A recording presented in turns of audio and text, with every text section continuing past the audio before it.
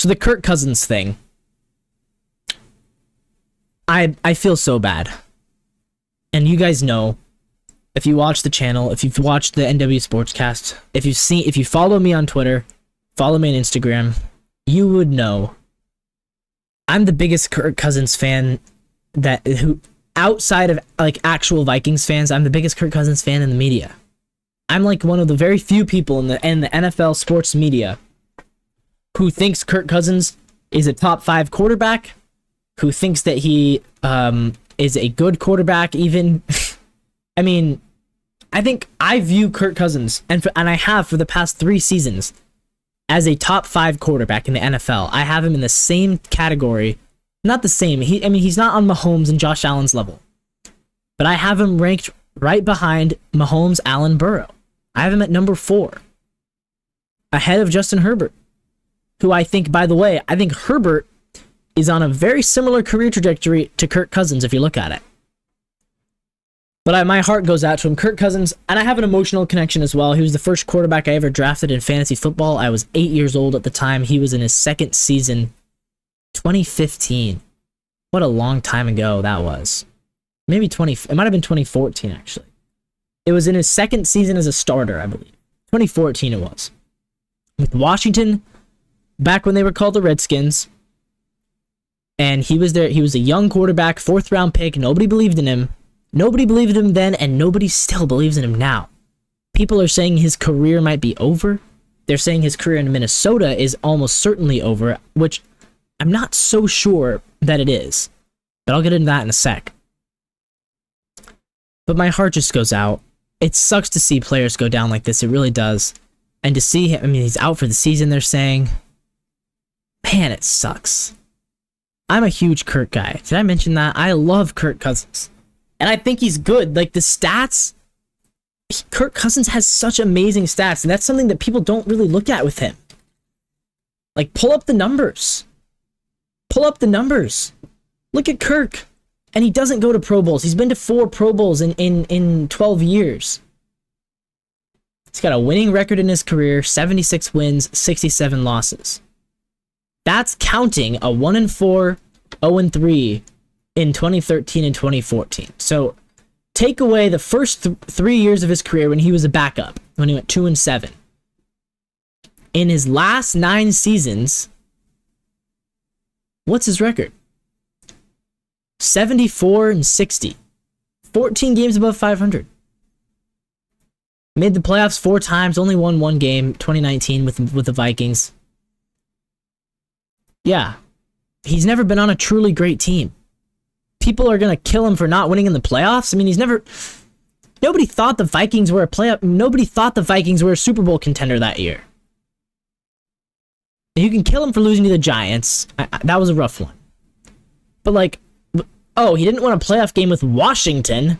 Oh no, the end of the world. The fact that he made the playoffs twice with Washington is really impressive. I guess he only started 1 in the playoffs. Never mind. He was the backup for RG3 in his rookie season. But he did make the playoffs in 2015. He won the division with Washington in 2015. Led the league in completion percentage that year, by the way. How many times has he thrown for over 4,000 yards? 1, 2, 3, 4, 5, 6, 7, and he was on pace to do it for an 8th time this year. He's topped 25 touchdowns, 1, 2, 3, 4, 5, 6, 7, 8 straight seasons. This year he was at 18. He will lose that streak. He's topped 30 3 times. He led the league in touchdowns, by the way. So far this season, he had 18. Interceptions. Does he throw a lot of picks? Some years he does. 11, 12, 13, 10. 6 in 2019. 13. Only 7 in 2021. And then he threw 14 last season. Had 5 this year. So not amazing in the interception ratio. How about his yards per attempt? He's averaging 7.6 yards per attempt. 22 fourth quarter comebacks, including 8 last season. He led the league with 8. He's a gritty player. He grinds games out. 8 game-winning drives last season. That's incredible. 28 game-winning drives in his career. QB rating. This is kind of a big stat. What's his QBR?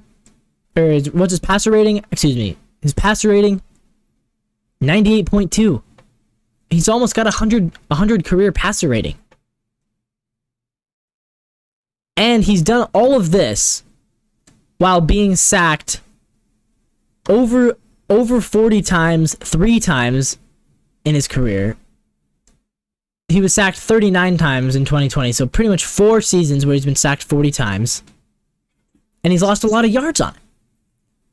So, for people who want to say Kirk Cousins is a bad quarterback, I'm not here for it. I'm not here for it.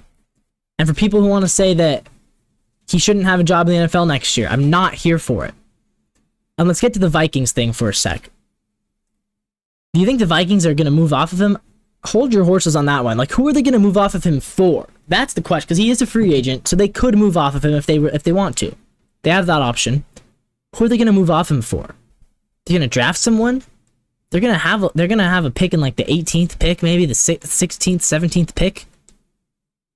Who are they gonna draft there? Like, at that point, Williams, May, out of the question. JJ McCarthy's probably off the board. Penix is probably off the board by then. Like, you gonna take a flyer on Bo Nix? Would you rather have Bo Nix or Kirk Cousins? Next year, I'd rather have Kirk Cousins. Quinn Ewers? You're gonna draft Quinn Ewers to replace Kirk Cousins? Like, I don't think so. I honestly think they're gonna bring him back. Let's talk very quickly about the trade that they made at the deadline. They bring in Josh Dobbs, and this is a great trade. It works for both teams, and weirdly, Josh Dobbs is gonna go from being a guy who the NFL had no business needing or wanting to succeed to now becoming one of the NFL's favorite players. Like, think about it from a league standpoint. When he's in the Cardinals, nobody cares about Josh Dobbs. You don't want him winning, right? The NFL does not want random quarterbacks beating good quarterbacks. The NFL wanted him to lose in Arizona. I'm not saying they rigged the games. I don't think they do that. But I am saying they weren't rooting for Josh Dobbs. Now he comes to Minnesota on a contending team. And all of a sudden, he's the league's biggest fan. Because the NFL did something interesting. This offseason, they scheduled Minnesota and Detroit. They play each other week 16 and 18. So the league clearly thought this was going to be a close division and that it was going to come down to the end. And so they put those 2 games at the end of the season. If Detroit has already locked up the division by then, those games are going to be terrible for ratings because nobody's going to care. Like, if Detroit's 11-3 and Minnesota's 7-7, who cares? Detroit's already got it. I couldn't care less. Maybe it matters for a wild card. It's the NFC, right? There's no big names. Josh Dobbs. Who cares? The NFL needs Josh Dobbs for those 2 games. They need him to succeed. Because if the Vikings go into week 16 and they're only a game back of Detroit, or if they're 2 back, all of a sudden those 2 games are going to be must-watch television. So the NFL is the biggest Josh Dobbs fan that there ever has been. They need him to win. And I think he can. I mean, think about that would be a great story. Can you imagine the storylines? That would be a great headline. And it would be a headline people can rally around. A guy who was resilient, fought through 4 different teams cutting him. He backed up Big Ben in Pittsburgh for years, actually. Goes to Tennessee, misses the playoffs with Tennessee, started 3 games with them, comes to Arizona, gets there 2 weeks before the season started. What a workhorse, and what a guy who absolutely followed his dreams and made it big. He's not a great quarterback. Is he a top 40 quarterback? I'm not sure that he is. Overall. Like, this season, he's around the 20th best in the league. 23rd, I have him on my quarterback index. And overall, he's around that 40th best. Like, he's a top 10 backup. But he's about the best guy you could have traded for if you're the Vikings. He's going to keep you in contention. He's going to play to his strengths. He's going to continue to improve. He's got Justin Jefferson and Jordan Addison to throw to, and TJ Hawkinson. He's got great receivers, better receivers than he's ever been able to throw to in his career. And in the meantime, Kyler Murray gets what he wants too, because Kyler's over here like, yeah, I need to win. Because if the Cardinals don't start winning, Kyler's going to be out of a job next year. Because if the Cardinals get the number 1 pick, which they currently are in line to get, they're going to take Caleb, and then Kyler is all of a sudden a backup or he's on a new team. So if Kyler, he needs to win enough games that they don't get the number 1 pick, because then maybe they can get you Marvin Harrison, get you a real weapon, and then maybe Kyler will be sitting there. Then the conversation about Kyler Murray completely changes, and then Caleb can go to the Bears. The Panthers can get the first pick. They traded that to the Bears. Justin Fields becomes a backup. I think that's where this thing is headed. I really do. I think Caleb is on his way potentially to Chicago via the Panthers. But the bottom line is I feel really bad for Kirk Cousins. I hope that he comes back. I think he will come back. We'll talk more about this in future weeks and as well as in the offseason. But you know what? If he decided he wants to retire, I wouldn't even be mad. He's had a good career. He's played his heart out, but I think he wants to win a Super Bowl. I think he loves Minnesota. I think he knows he is talented enough to get there. He knows that he has talented enough weapons to get there. He has a coach that he loves, a GM that he loves, a city that he loves. And I think he thinks that, Aaron Rodgers is out of the division. The Lions are good this year. They're not gonna just roll the division every single year. Why not? Why not, Kirk? Or because if Caleb goes to the Bears, then that division is gonna be tougher.